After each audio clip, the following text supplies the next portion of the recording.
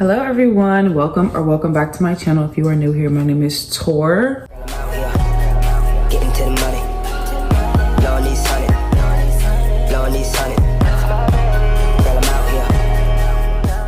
And today we're going to be doing something very fun and just something that I saw and got inspo from. You know, when the weather starts to get a little warmer and outside starts to look less dreary and dull, and it starts to get a little more vibrant and people can start expressing themselves a little more and their styles and influences. Well, yeah, thankfully that day is now upon us again.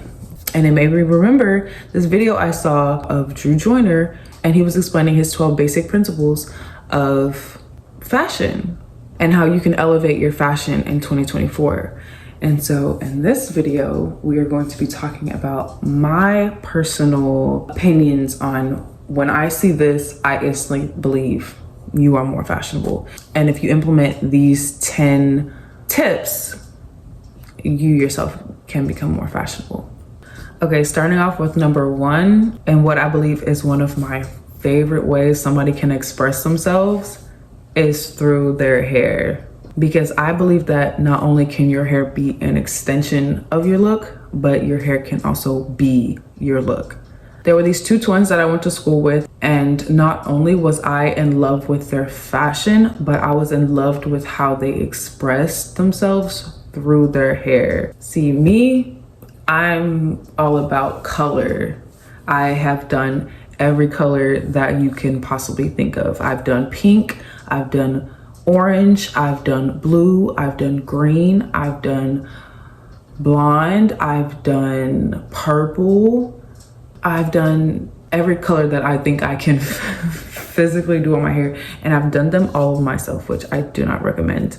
But it's not just even dyeing your hair that I love that people do with their hair. I love seeing locks, long locks, short locks, dyed locks. I love seeing different type of braids. You have the boho, you have the goddess, you have the fulani. I love seeing wolf cuts. I love seeing mullets. The modernized mullet, I'm loving that look, especially on women. I believe women are pulling off mullets the best right now. And then I also love when someone has like really, really short hair or really, really long hair. I feel like that also is very eye-catching. But yeah, one of the main things that I look at when I look at someone and their look, I look at their hair first. And if you do any of these, I instantly think, oh, she's that girl. Number 2, an interesting bag.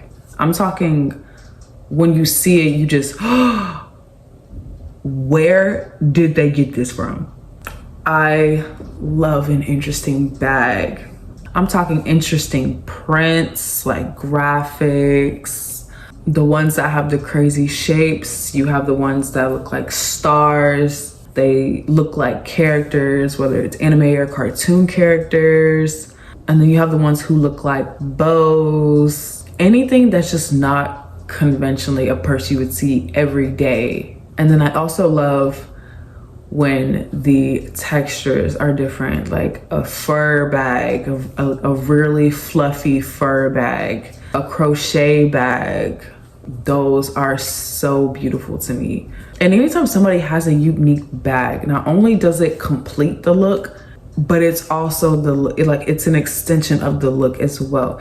I love a unique bag. People are doing it so well. Number 3, teeth gems or grillz. I have a friend who wears teeth gems, and at the time I didn't really know what teeth gems were. Like, I didn't know people actually put gems on their teeth. I knew of grillz, obviously. When I kind of started to do like a deep dive into them, I was shocked, honestly. I was shocked. Not only do y'all have really good teeth, the ideas y'all came up with to put jewelry in your mouth was insane to me. Like, when I see it, I'm just like awestruck. I'm like, and I'm not talking like, you know, the like gold all in your mouth, diamonds all in your mouth when you can't see your teeth. I don't like that. I like when you have a different gem for a different tooth or a different piece of jewelry for a different tooth and they harmonize with each other, or you have a couple of diamond gems and the light just catches it every time you talk, or when people have unique shapes as their gems, like butterflies, stars, hearts. I love the different rhinestones. And then I also really love the different gold pieces that people use, the different gold piece shapes. It's all just so unique to me. The fact that someone even like thinks to implement this into their style, I'm just like, you have taste. You're on another tier, honestly. Number 4, accessorized accessories. This isn't even just being stylish. You guys are artists. This is art. Bedazzled anything, but bedazzling your shoes, bedazzling your belts, bedazzling your ties, putting bedazzles on bedazzles, accessorizing face coverings, glasses, belts, ties, headpieces. I saw someone put watches on your shoes. Give me your game card. It's like certain people, when it comes to fashion, y'all think on another wavelength. I would have never thought to put watches on my shoes or watches on as a belt. Accessorizing accessories, it lets people know you think outside of the box. You don't follow the norm. Honestly, people who accessorize accessories, they low-key intimidate me, because I'm like, wow, you really think like that. Like, number 5, unique jewelry. And I'm not talking about just layered jewelry, because layered jewelry just looks nice in general. But when you have unique jewelry pieces in your layered jewelry, I'm talking family heirlooms, I'm talking vintage pieces, traditional pieces with your culture, tribal pieces. I love seeing that in jewelry because it's so you, like it's so centered towards you and who you are and how you express yourself. It's so beautiful to see. And obviously not everybody is going to have an heirloomed piece of jewelry, and not everybody is going to have a tribal or traditional jewelry, but just something that makes a statement, something that when you saw it, you were like, this is me. This is what I represent. This is what I want people to think of me when they see this. I love jewelry like that. Number 6, and what I believe is quite the hardest style tip to achieve, is layering. And that does also include layering your jewelry. Layering, I believe, is the hardest style tip to kind of make your own, because if you've never layered and you're just starting to implement that, it's gonna be a lot of trial and error and experimentation. It's always gonna be subjective to like everyone's preferences of their style, whether people prefer tighter looks, whether people prefer baggier looks, whether people like different textures. It's layering is all very subjective. And with layering, you need a good foundation. If you feel uncomfortable while you're trying to layer an outfit, you're doing it wrong. Layering is also very perfect for this time of year. It's perfect for the winter, the fall, and the spring. Not so much the summer, because the summer's a little too hot to be trying to wear layers of clothes. Once you get the principles of layering and how you like clothes to fit on you, it'll become second nature.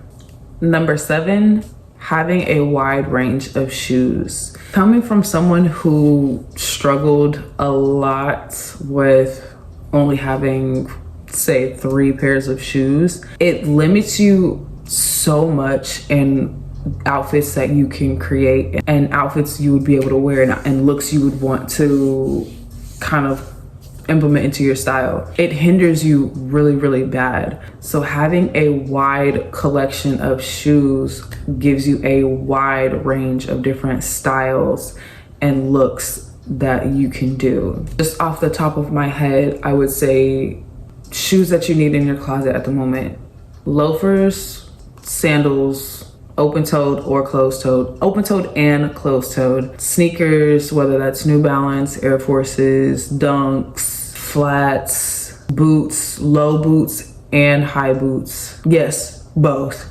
And then heels, high and low heels. Yes, my tall girls included. I hear you. High and low heels. Trust me, you will thank me later. And this is not obviously not something that's just going to happen in an instant. You're not gonna look up and you're gonna have every shoe that you need in the next 3 months. Obviously, this is something that's going to have to develop over time, how your fashion changes and how your personal style fits you. Some of these shoes on this list might not even fit your style, so you don't really need them. These are just recommendations that I would give someone if they wanted to start building on their shoe collections.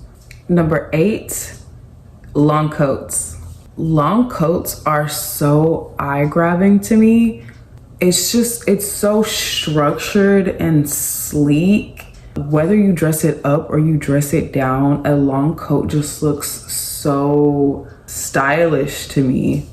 You could wear a long coat with a sweatsuit and gold jewelry and it's so effortless to me. Or you can pair it with a nice thigh boot and a unique bag and you're the girl, you're the talk of the town. I've just really started to love a long coat. I like the wool coats. Those seem to be a little more sturdy and structured. Then you have the leather ones, you have the fur ones, and then you have the corduroy ones. I have a corduroy long coat in my closet and I don't get to wear her out much, but I love her. The sun is leaving me. I need to speed this up. Number 9, people who dress according to their personal aesthetics. I'm talking my boho people with the scarves and the maxi skirts and the layered jewelry and the waist beads. My alt people with it's like conventional, but it's just a dark aesthetic. They wear the fishnet material. That's what it is, got it. And then for my grunge people who typically only wear the color black, which I love black. Black is the majority of my closet. And they typically wear a lot of crosses. They have beads, they have lace, they have fishnets. They wear a lot of silver. They have the dark makeup. The accessories be on 10. And then for my indie people who typically wear a lot of color, a lot of cute graphic tees, a lot of very graphic statements, the indie aesthetic, they have really nice shoes. It's a soft look, but it's almost streetwear in a sense as well. Being able to have your own personal aesthetic and it matches how you are personality wise as well. It eats to me. I love seeing people in their own personal aesthetics. I feel like that makes you stylish. I feel like, because I know your people who dress in their personal aesthetics, they're expressing their inner personalities through their clothes. And I feel like that's the bravest thing that anybody can do, is to showcase who they are on the outside for everybody to see, and not caring who likes it and doesn't like it, because they like it. Kudos to y'all. And then finally, number 10, the thing that when I see it, I instantly know someone is stylish, is when they have the confidence to rock what they're wearing. They're not afraid of the judgment. They're not afraid of who likes it, who doesn't like it, who would have did this, who would have did this. Just seeing someone express themselves and you just see their head held high and their shoulders back and they're just walking with just this level of confidence, especially when they're by themselves. You know, there's always comfort in numbers, but when you see somebody in their element and they're by themselves doing mundane things, just having an attitude of, I like my outfit and that's all that matters, is just, but you know, confidence. A lot of people can say who really has confidence, you know, fake it till you make it, and whatever works for you. Rock that look proudly, because people see how you wear an item. They don't see the actual item, they see how you wear it. But when you just have that and you're like, I know I look good, you don't need to tell me I look good because I know I look good. It's just, it's a different air, it's a different energy. And that is the end of today's video. If you stayed to the end, don't forget to like, comment, and subscribe. Definitely comment, because if I left anything out in your personal opinion, or if you would like to just talk about some of the things that I talked about today, go in the comment section. I am not above talking to anybody. If you like this video, I can definitely make more like this. Let me know what else you'd like to see from me. That is all today. Bye guys.